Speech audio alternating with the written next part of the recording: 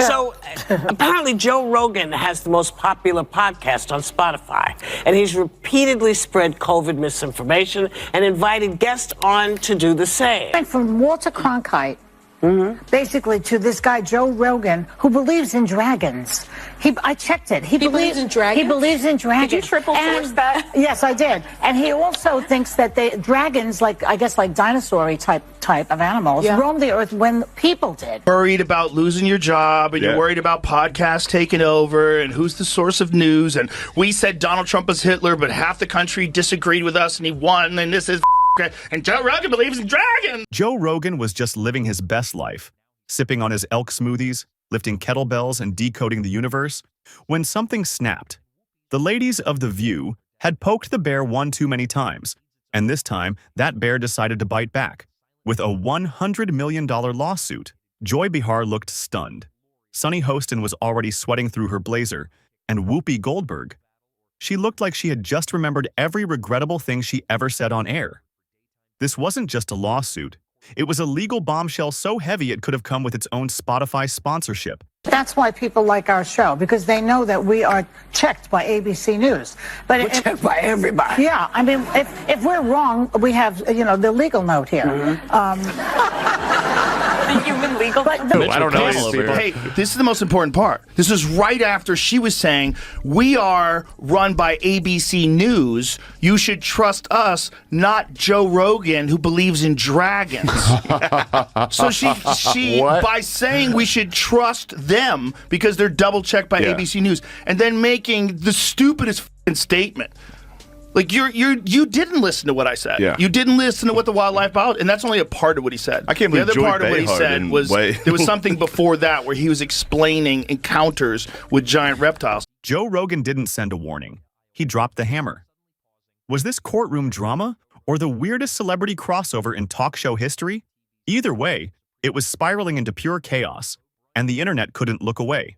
The View tried to puff themselves up by saying, "We're checked by ABC News," as if that gave them superpowers against legal accountability. But Joe wasn't buying it, and neither was his legal team. That show has this very specific ideological bubble in which they operate in. And they always bring on a token conservative woman, and they yell over her and silence her. And, they did that with Meghan McCain, and they did that with what is that other blonde woman from Survivor? Do you remember her, Jamie? She was always yelling.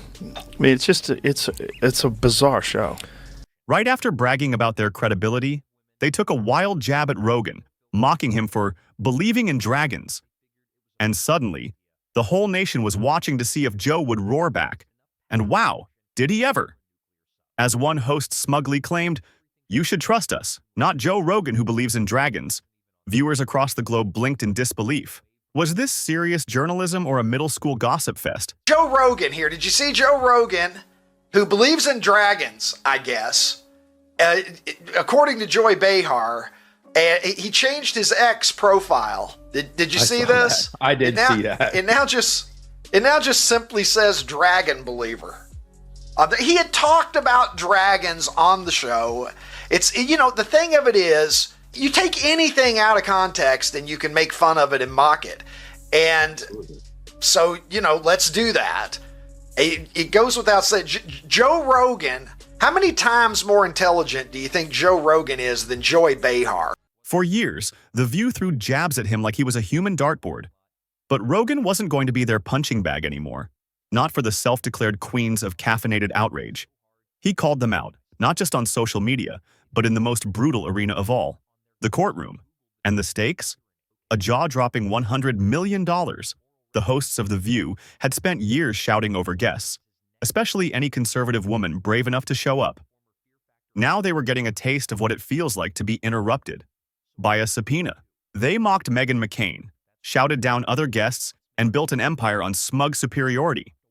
People want us divided, and they aren't just here in this country. They're foreign adversaries who are infiltrating our social media because it is prudent for us to stay that way. But so when you see something that really pisses you off, you should triple check that one. The bad information that's going out there. Well, in defense, there are some really But good it's possible that Donald Trump did roam the earth when dinosaurs were here. There are some really good news kind of influencer types, and I think it's great that they're getting information about global and current events in front of younger people who maybe don't tune into traditional media. But to Sarah's point, there has to be some fact checking and actually verification of the things that are shared, because I spend a lot of time on Instagram Reels and I'm served up things that I get outraged about, and then I realize, oh, that's not even true. But that empire just got hit with a legal wrecking ball. The View is like brunch with wine moms who think reading one headline makes them a constitutional expert. But this time, they messed with someone who actually reads the source material. 5 women. 1 table. No filters. And now, a tsunami of legal backlash threatening to drown the entire set. They accused Joe of everything short of starting the moon landing hoax. And for what? He wasn't even on the show. He hadn't sent a tweet, a wave, not even a meme. Yet somehow, he became the main course in their gossip buffet. Joy's eye rolls practically broke the laws of physics. Whoopi played referee like always, speaking with the weight of someone who'd never once Googled the word irony. And as she warned about misinformation and division, the irony got so thick it could be cut with a spoon. Especially since she later floated the idea of jailing Republicans. That's right.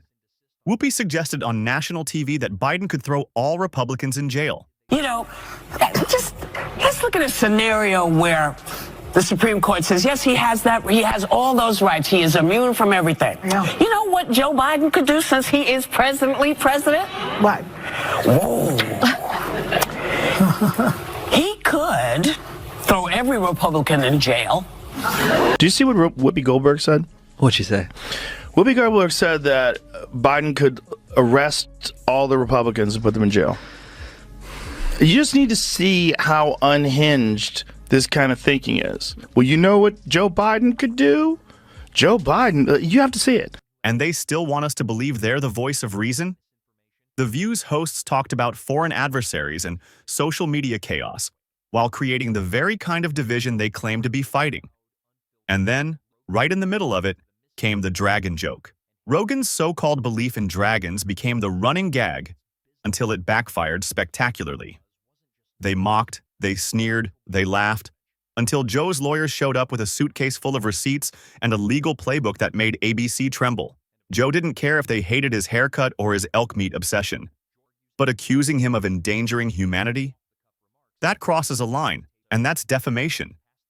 He wasn't going to cry about it on Instagram. I agree that Joe Rogan is a horror. A horror. I mean, I'm not saying that Joe Rogan should be removed from Spotify. He's got 11 million listeners. then He's got a $100 million contract as of 2020. But I do think as the podcast platform, you have to have some sort of guidelines. How about a disclaimer on his podcast that says, this is misinformation? He was going to sue them into next week, and he did, with legal papers that landed louder than any punchline.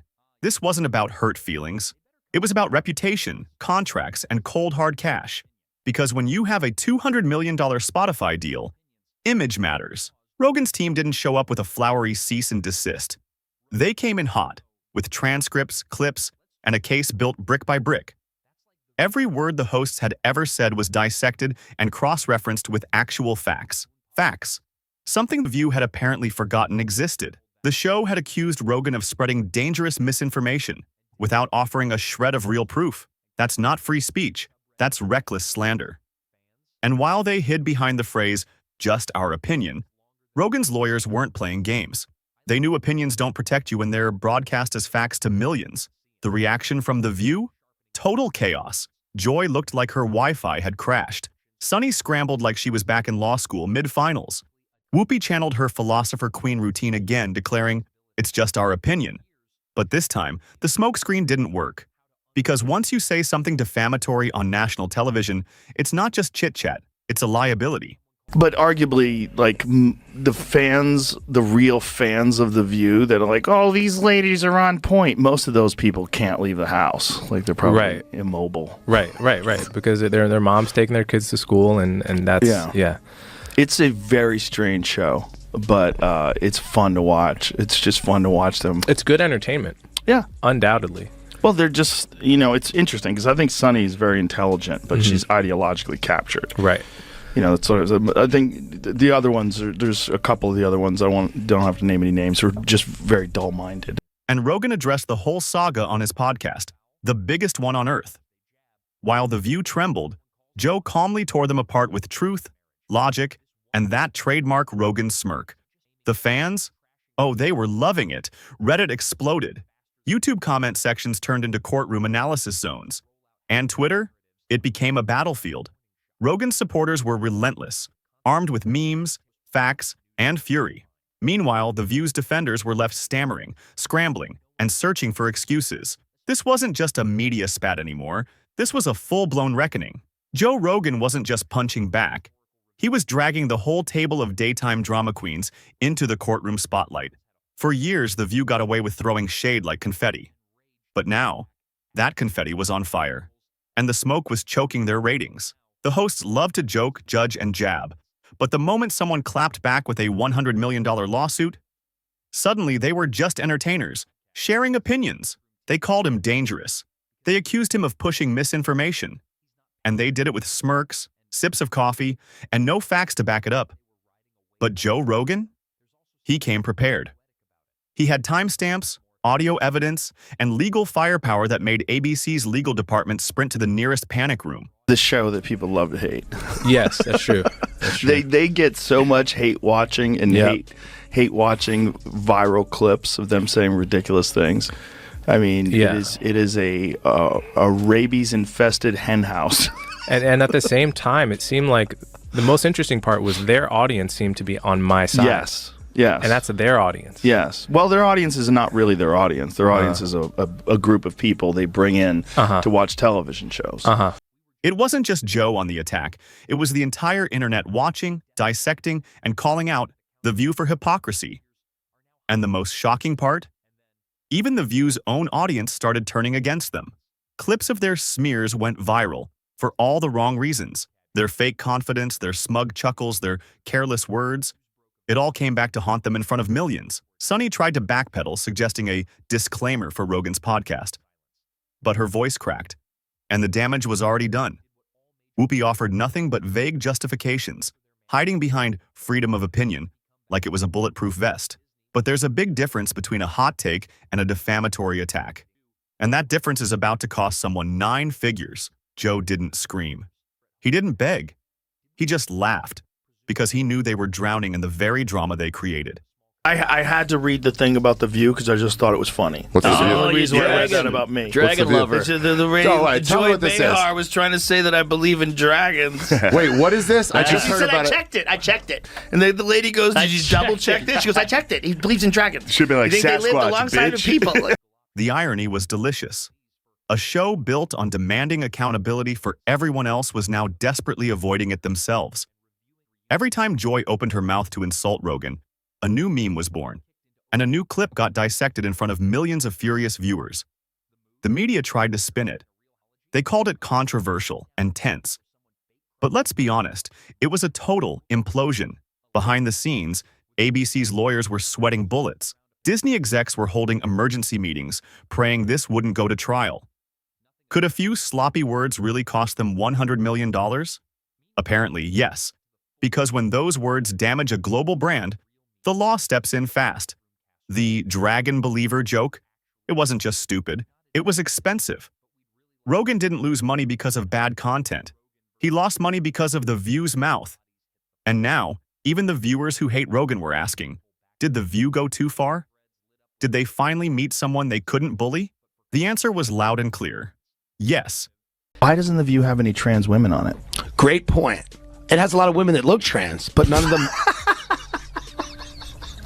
It has a lot of second and third takes. After a drink, you'd go, huh? But it doesn't have a ton of... And that someone was Joe Rogan, who was now holding the entire table accountable with one legal punch. The headlines exploded. Rogan sues, The View, 100 million bombshell, talk show chaos. News anchors were stunned, and ABC was spiraling. The backlash wasn't just online. It hit the boardrooms. Sponsors, execs, and media watchdogs all started asking the same question. What did they say? And can we afford it? Because this lawsuit, it wasn't symbolic. It was strategic, detailed, and aimed straight at the credibility of one of TV's longest-running shows. And even if Rogan didn't win the full $100 million, the damage was already done. Their brand was bleeding, and the audience saw it happen in real time. Rogan's podcast exploded with views. His episode on the View drama was trending in every country. While ABC scrambled, Rogan was cashing in on their mistake. The best part? He didn't even need to exaggerate. He just played the clips, broke down the nonsense, and let their words speak for themselves. Because when someone says he believes in dragons as a serious insult, you know they've run out of real arguments. Rogan's calm, surgical takedown was a masterclass in media accountability. He didn't raise his voice, he raised the stakes. And for The View, those stakes were now terrifyingly high. Gone were the giggles and glib remarks. In their place, silence, nervous glances, legal reviews. Their once loyal audience, some stayed, but many left, fed up with the double standards and watching their favorite hosts self-destruct.